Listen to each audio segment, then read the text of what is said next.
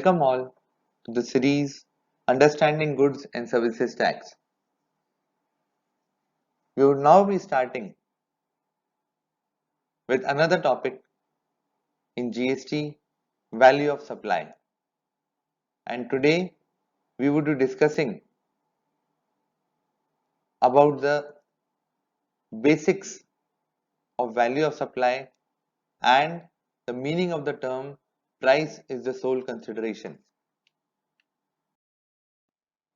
But before moving ahead to the topic, let's discuss a landmark decision of Honorable Apex Court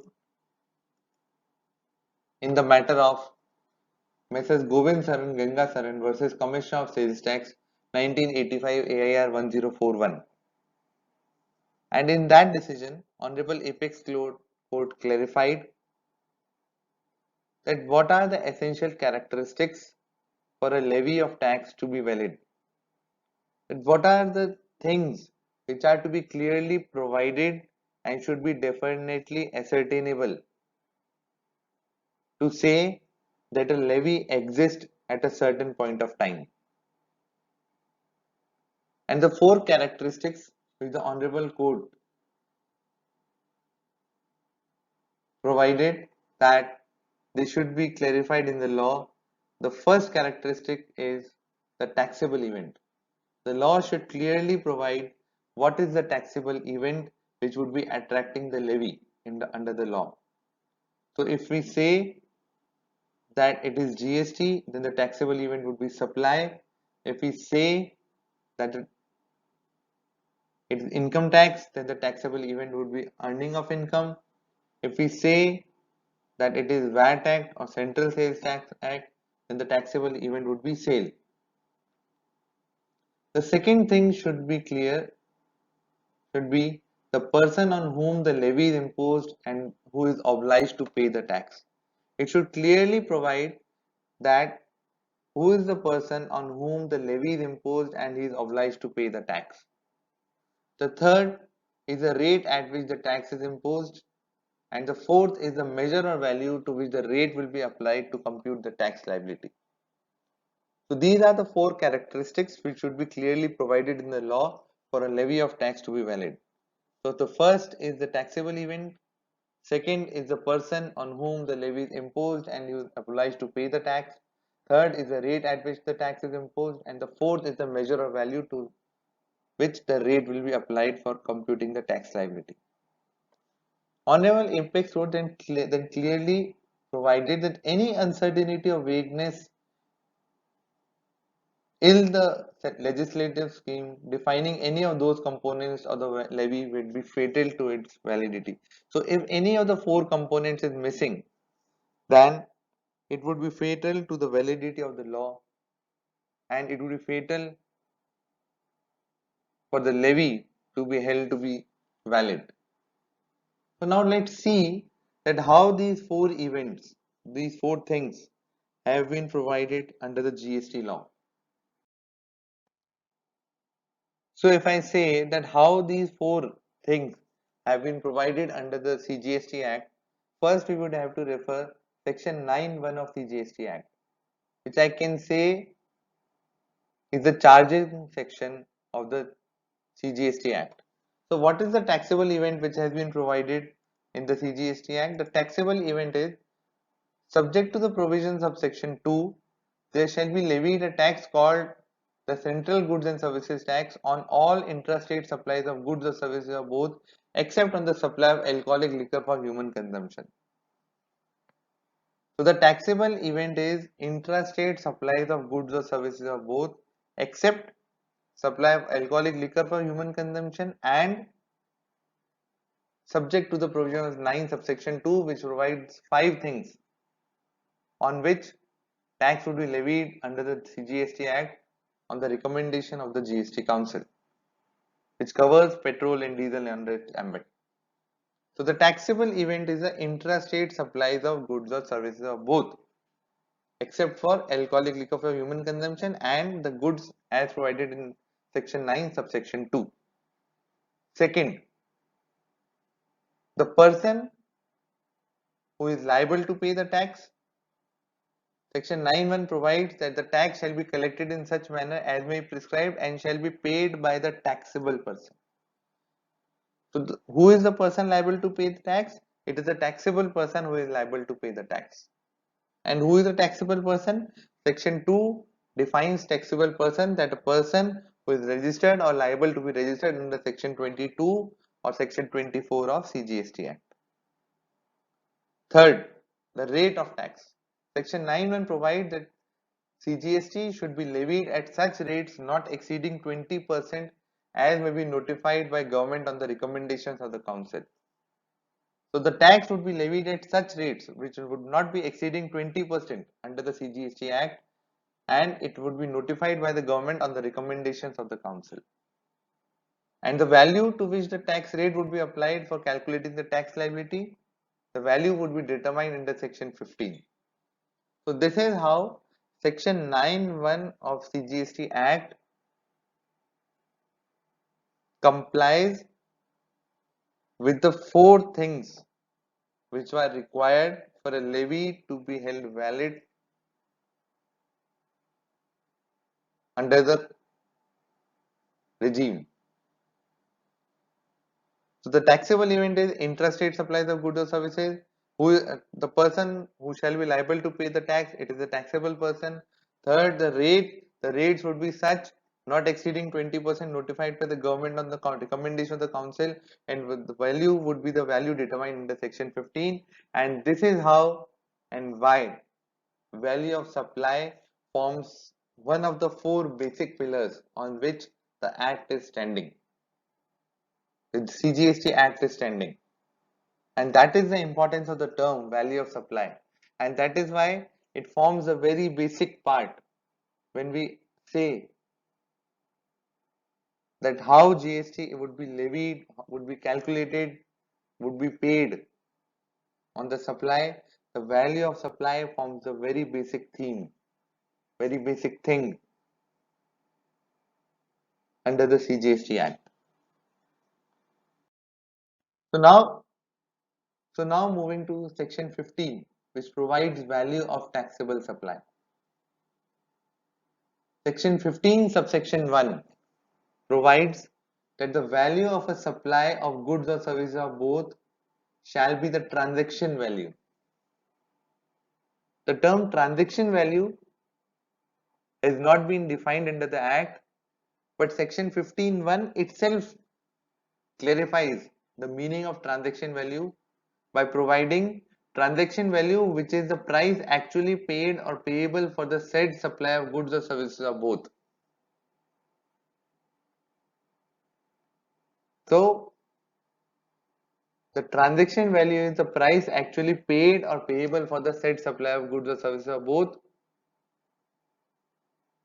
where the supplier and the recipient of the supply are not related and the price is the sole consideration for the supply. So Section 15(1) clearly provides that whatever value which has been shown or has been declared as a transaction value on the invoice would be treated as value of supply of goods or services, provided two conditions are satisfied. And what are those two conditions? The first condition is that the supplier and the recipient of the supply are not related person, and second, that the price is the sole consideration for the supply. The price which is actually paid or payable for the supply of goods or services both is the sole consideration for the supply.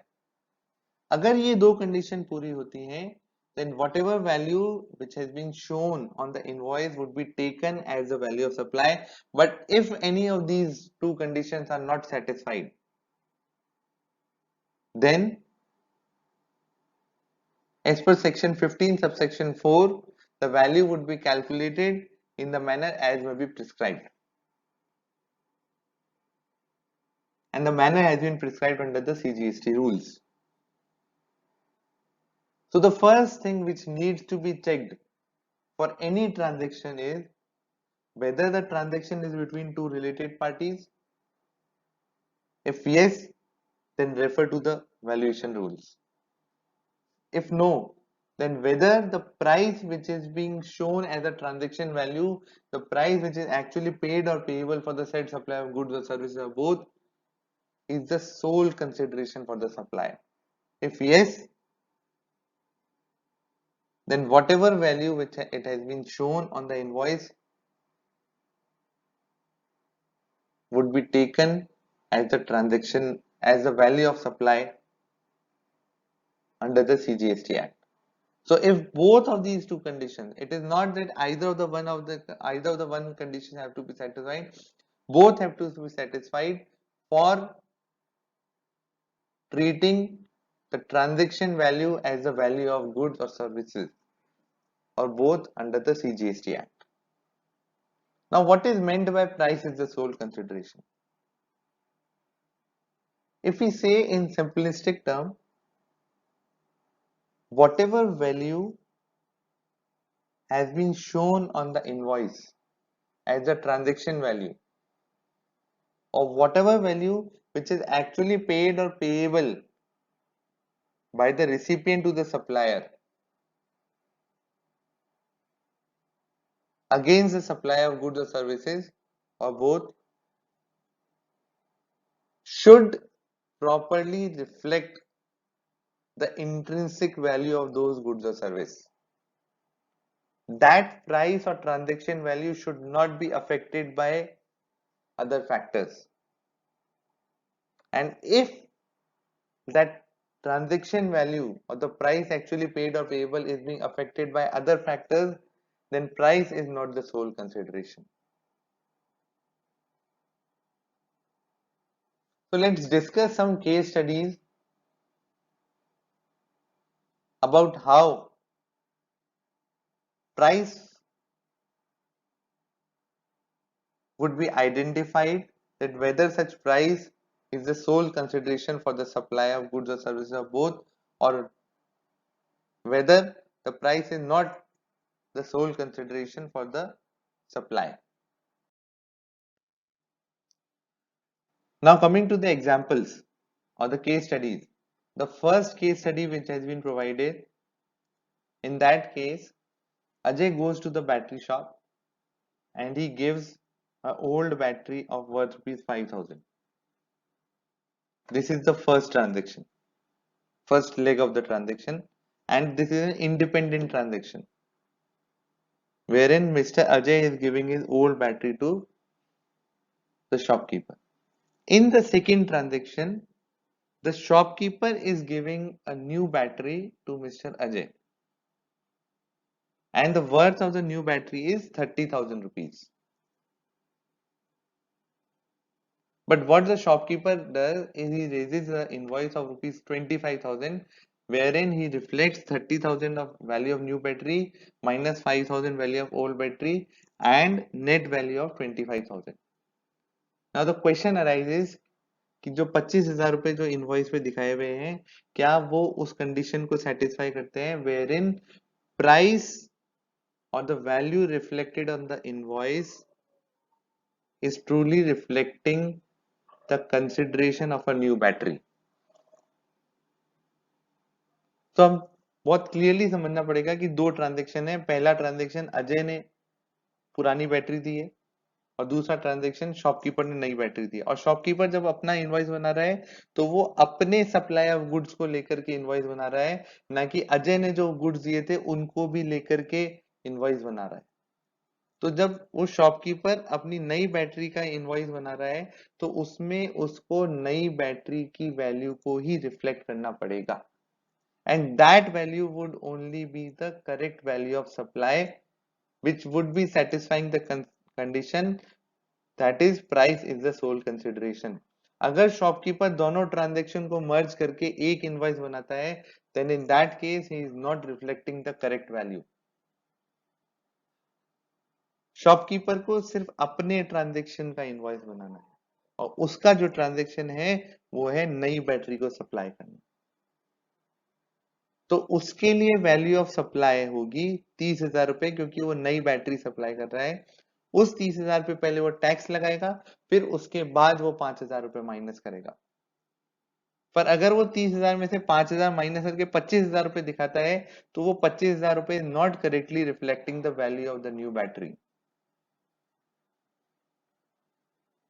It is incorrect way of raising the invoice, and in this case wherein an invoice is raised for 25,000, the condition of price is the sole consideration is not satisfied.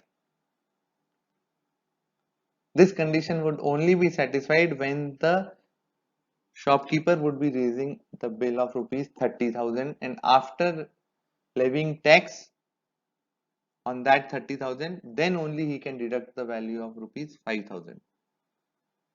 तो अगर मैं इस transaction में बात करूं तो shopkeeper के लिए correct value of supply satisfying the condition price is the sole consideration would be 30,000 rupees. Now coming to the second case study wherein Ravi was asked Messrs Rent a Cab to provide him a car for a period of 6 months on a monthly rental of 15,000. तो रवि ने बोला Messrs Rent a Cab को कि आप मेरे को car दीजिए 6 महीने के लिए जिसका किराया 15,000 रुपए महीना. उन्होंने एग्री किया और ये भी एग्री किया कि उस कार को रन करने के लिए जो भी डीजल होगा वो रवि प्रोवाइड करेगा, उसमें रेंट अ कैब वाले को कुछ भी प्रोवाइड नहीं करना. तो बहुत क्लियरली रवि और मैसेज रेंट अ कैब में एग्रीमेंट हुआ कि रेंट अ कैब वाला सिर्फ कार प्रोवाइड करेगा, रनिंग एक्सपेंसेस जो भी होंगे वो रवि बियर करेगा. तो अब मैसेज रेंट अ कैब ने महीना खत्म होने पे 15,000 रुपए का इनवॉइस बना दिया without including the value of diesel. तो अब शुरुआत में जब हम देखते हैं तो कॉन्ट्रैक्ट में लिखा हुआ ही था कि रेंट अ कैब वाला डीजल की जिम्मेदारी रेंट अ कैब वाले की नहीं होगी, वो रवि ही रनिंग एक्सपेंसेस इनकर करेगा. तो ऐसे केस में जब रेंट अ कैब ने 15,000 रुपए का इनवॉइस बनाया है without including the value of diesel, it is the correct way of raising the invoice since the onus or the responsibility of incurring the expenditure for running of the vehicle was on Ravi, it was not on Messrs Rent a Cab. Now coming to the third case study, Rohit, who was residing at Delhi, was asked to work as an interior decorator for Messrs Tulip Hotels Private Limited at Mumbai. और उस interior decoration के काम के लिए रोहित ने 1.5 lakh rupees की consideration agree करी और उसमें 1.5 लाख रुपए में उसको अपना कंसल्टेंसी प्रोवाइड करनी थी और अगर उसको बॉम्बे में अगर स्टे करना था तो वो भी जिम्मेदारी उसकी थी कि जो भी खर्चा करना है वो आपको करना है. And message tulip hotel would be paying an aggregate price of rupees 1.5 lakh rupees.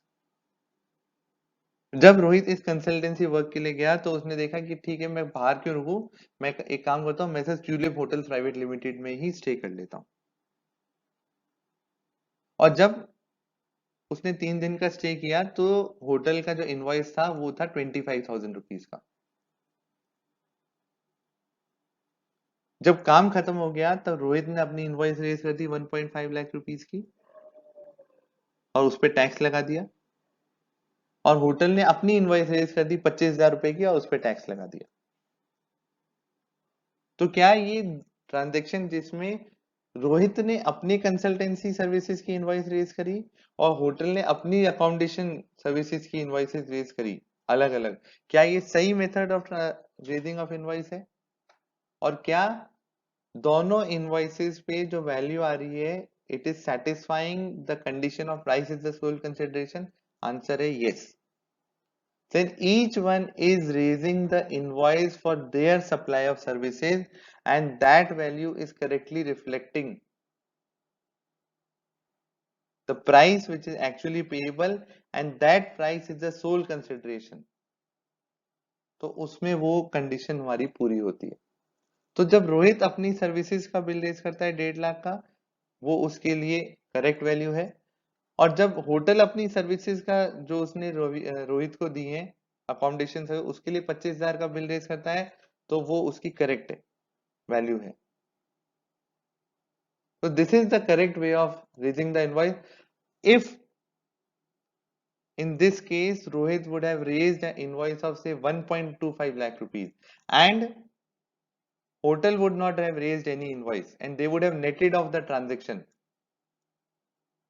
by 1.5 lakh minus 25,000 1.25 lakh rupees, then in such a case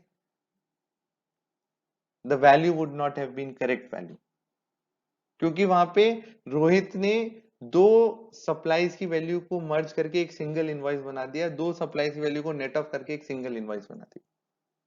तो अगर वो इनवॉइस रोहित 1.25 लाख रुपए का रेज करके जीएसटी चार्ज करता तो गलत था, पर क्योंकि रोहित ने 1.5 लाख रुपए का इनवॉइस चार्ज रेज किया है और होटल ने सेपरेटली 25,000 का इनवॉइस रेज किया है, दोनों ने जीएसटी लगाया है, तो this is the correct method of raising the invoice.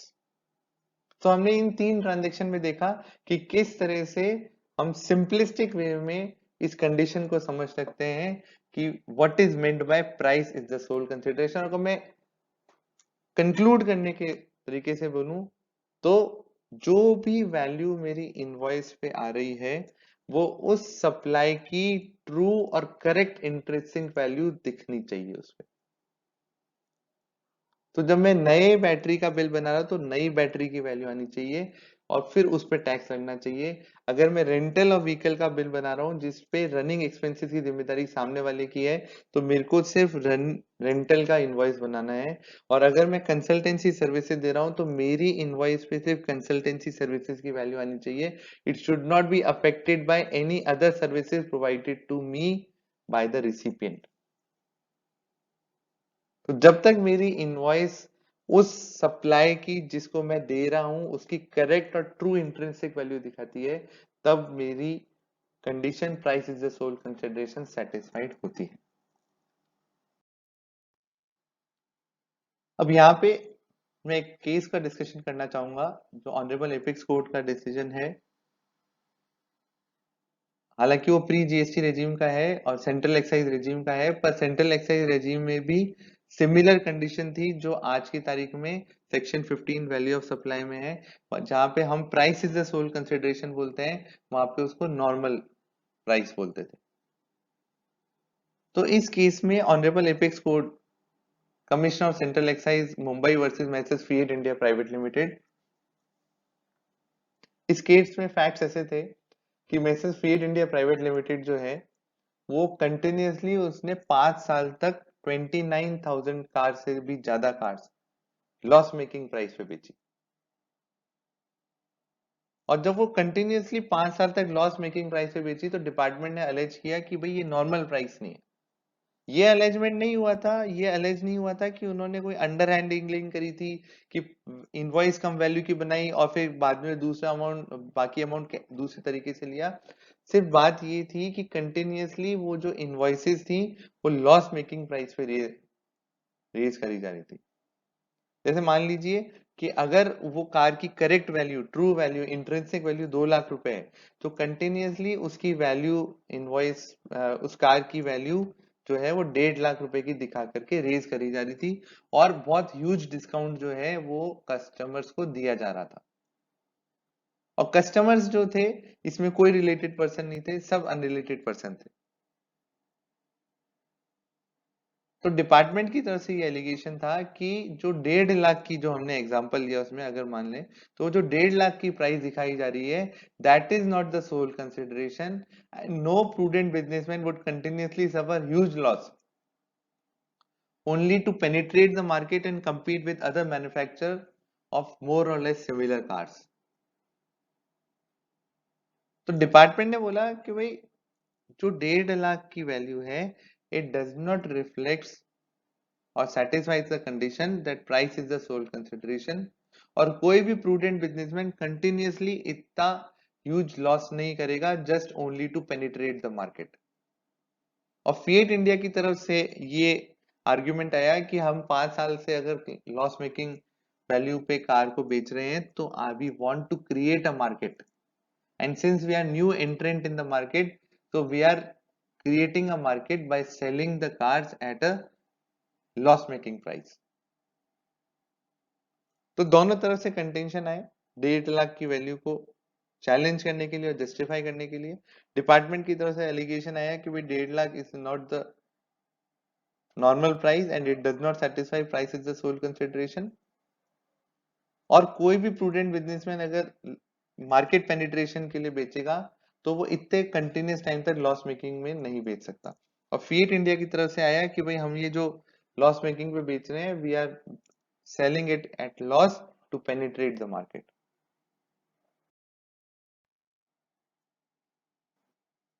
So what the Honorable Apex Court then held, that the price is not the normal price is established from the following three circumstances which the assessee themselves have admitted.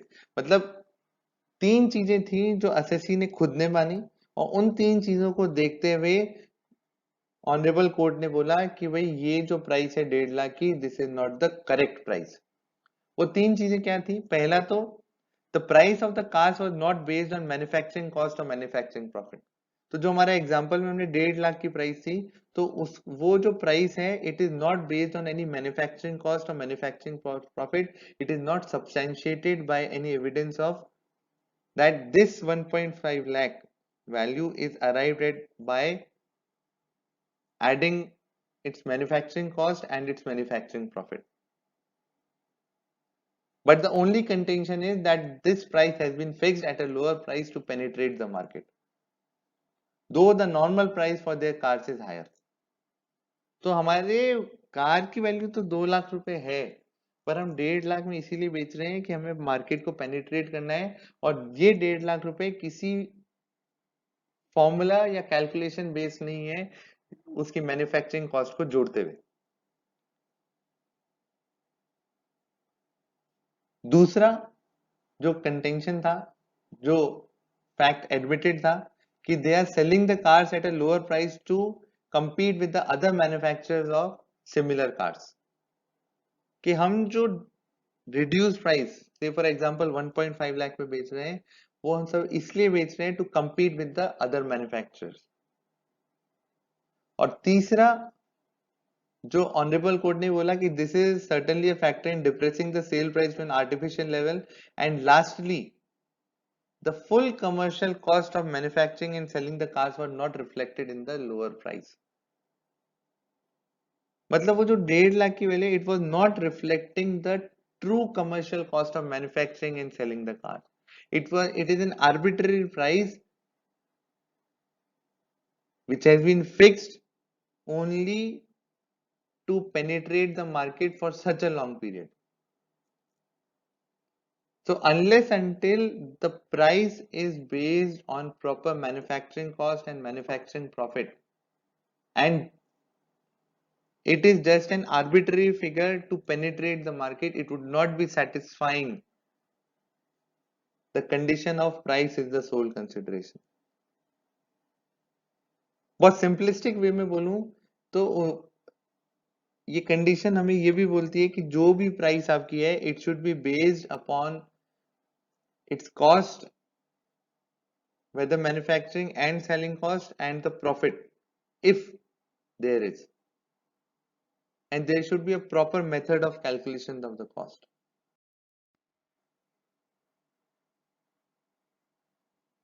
Just to penetrate the market or just to satisfy any other condition, then it would not be satisfying the condition of price is the sole consideration। So what the department is saying कि भाई आपको अगर अपने arbitrary price fix करनी है तो आप करिए, पर हमारे लिए तो प्राइस वही होगी जो जेन्युइनली या तो उस प्रोडक्ट की प्राइस को रिफ्लेक्ट कर रही होगी, या वो प्राइस जो आप सब्सटैंशिएट कर सकते हैं कि उसकी एक्चुअल कॉस्ट और उसके प्रॉफिट अगर कोई है तो उसको जोड़ते हुए। तो अगर जेन्युइनली कोई चीज की वैल्यू जो 2 लाख की थी, पर 2 साल बाद मान लीजिए जेन्युइनली वो 1 लाख की हो जाती, क्योंकि अब उसका मार्केट नहीं रहा, तो वो 1 लाख की प्राइस भी उस कंडीशन को सेटिस्फाई करेगी कि that price is the sole consideration. पर अभी भी मार्केट में वैल्यू तो 2 लाख है, पर अब मैं उसको 1 लाख पे बेचता हूँ just to penetrate the market or just to satisfy myself or any other condition, so then that 1 lakh would not be reflecting the true or intrinsic value of the supply। So whenever I say that price is the sole consideration, I mean that it is the true or the intrinsic value of the goods or services being supplied, and it is not being affected by any other factors। So this is what is meant by price is the sole consideration, and it forms a very key ingredient to arrive at the value of supply.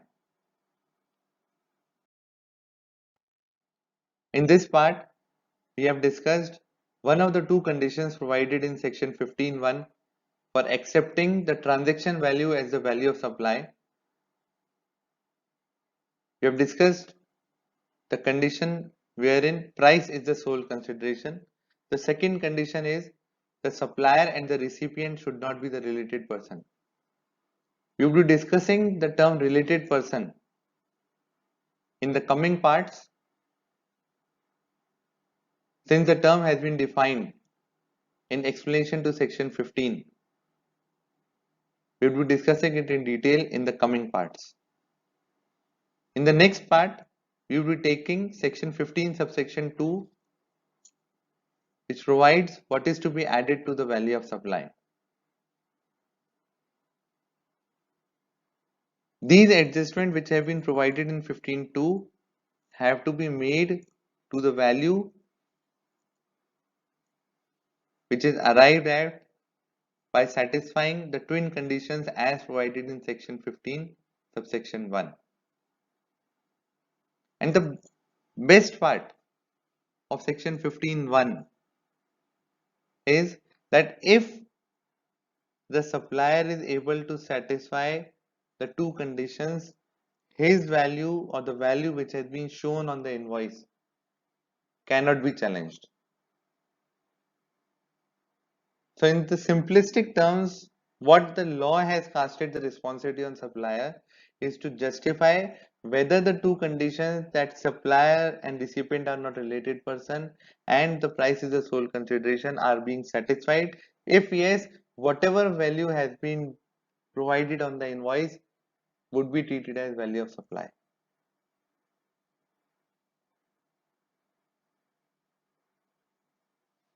With this, we come to an end to today's discussion, and would like to have your association in a journey in the coming time for understanding goods and services tax. We all are learning through this series without leaving out any issues, or there is an effort that no issues should be left out while discussing relevant subject under the GST Act. Thank you very much for being with us, and if you like our discussions and deliberations on the subject, do like, subscribe and share our YouTube channel and be with us in this journey of understanding GST. Thank you very much.